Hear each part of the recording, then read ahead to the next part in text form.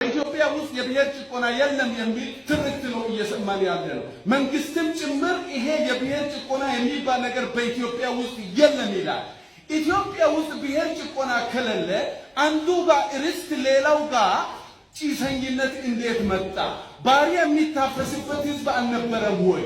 ኢትዮጵያ ውስጥ ሁላችን በምንኖርበት በዚያች አገር ለሪሶርስ ብቻ ታስሮ ፖለቲካዊ መብቱ የራሱን እድል በራስ የመወሰን መብቱ ተነፍጎ የኖረ ህዝብ የለም ወይ?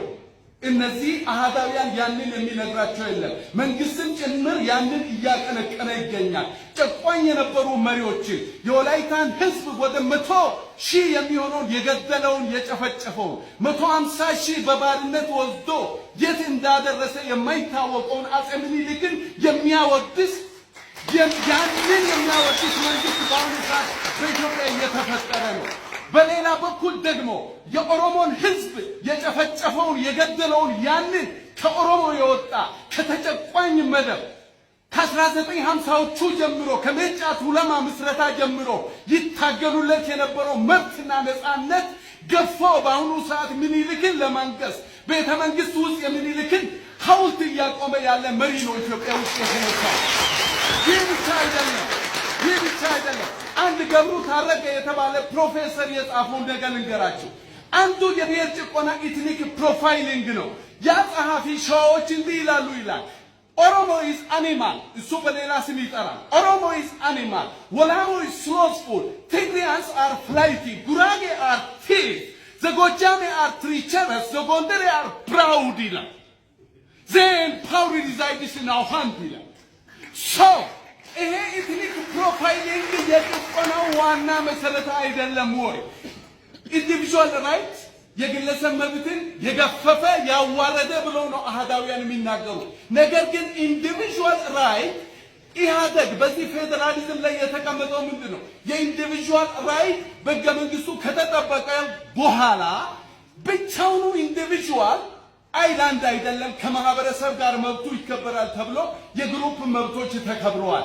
በዓለም በአሁኑ ሰዓት ግሩፕ ራይት ካልቸራል ራይትስ የሚባለውን ያንጸባረቀ ብሔር ብሔረሰቦች አፋቸውን ለምን ከፈቱ፣ ቋንቋቸው ለምን አደገ፣ ታሪካቸው ለምን ተነገረ በሚል ጨቋኞች ዛሬ የተኩላ ልብስ ለብሶ የበግ ለምድ ምናምን ለብሶ የሚመጣ ተኩላ የሚባለው ነገር በአሁኑ ሰዓት ቤተ መንግስት ውስጥ አስቀምጠናል። ኢትዮጵያ ውስጥ አሁን መፍትሄው ምንድን ነው እንበል? ብሔር ብሔረሰቦች እኛ የመረጥነው ደኢህዴን የሚባል አንድ አሃዳዊ ድርጅት ነው። ካርድ ሰርቆም ይሁን ምንም ይሁን ደኢህዴንን መርጠናል። ደኢህዴን ራሱን አፍርሷል። ሲዳማ ክልል ራሱን ችሎ ወጥቷል። 55 የሚባለው የተቀመጠውን ደኢህዴን የሚባል አሃዳዊ ቡድን ሊመራ አይችልም። ሌጂቲሜሲውን ኦልሬዲ አጥቷል። በኦሮሚያ ክልል ላይ ኦፒዲዮ አሁን ቅርብ ጊዜ ለምን እንደሆነ ኦፒዲዮ ራሱን ብሎ ሰየመ እንጂ ኦህዴድን ነው የኦሮሞ ህዝብ የመረጠው። መብቱን ነፃነቱን ያስከብራል፣ የዘመናት ጥያቄውን ይመልሳል ብሎ ነው።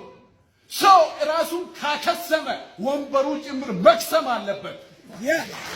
ምክንያቱም የኢትዮጵያ ብሔር ብሔረሰቦችን ውክልና ያፈረሰ ህብረ ብሔራዊ ፌዴራሊዝሙን እየደፋ ያለ መንግስት ነው በአሁኑ ሰዓት ያለው። ምን መደረግ አለበት? ከዚህ በኋላ ማልቲናሽናል ፌዴራሊዝም እንዲኖር ህገ መንግስቱ ውስጥ ያሉ ግድፈቶች መሻሻል አለባቸው። ለህገ መንግስታዊ ጥያቄዎች ህገ መንግስታዊ ምላሽ ሊሰጡ ይገባል። ለምሳሌ ፌዴሬሽን ምክር ቤት ላይ እንደ ኦሮማራ አይነት አሰራር ተቀምጧል። ብሔር ብሔረሰቦች ሁሉ እኩል ናቸው። ጥያቄያቸውም አንድ ነው፣ መታወቅ፣ ባህልን፣ ቋንቋ ማሳደግ ይላል።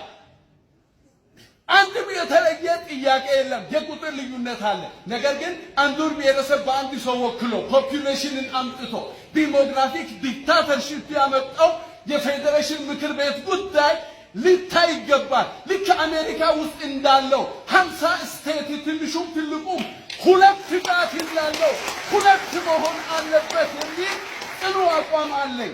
በሌላ በኩል አሁን ኢትዮጵያ ውስጥ ያለን ማልቲናሽናል ፌዴራሊዝም የምናቀነቅን የፖለቲካ ፓርቲዎች ምሁራን ሌሎቻችን ከዚህ ጊዜ ጀምሮ የቤት ስራው በእኛ ላይ ነው። ካልሆነ ትዋጣታለህ። እያንዳንድ የሚውጥ ኃይል መጥቷል። ጨቋኝ መጥቷል። በአሁኑ ሰዓት ምኒልክ ሌላ ልብስ መጥቶ ተመልሶ ስለመጣ ልንጠነቀቅ ይገባል። የበላይነትን እናስጠብቅ። አመሰግናለሁ።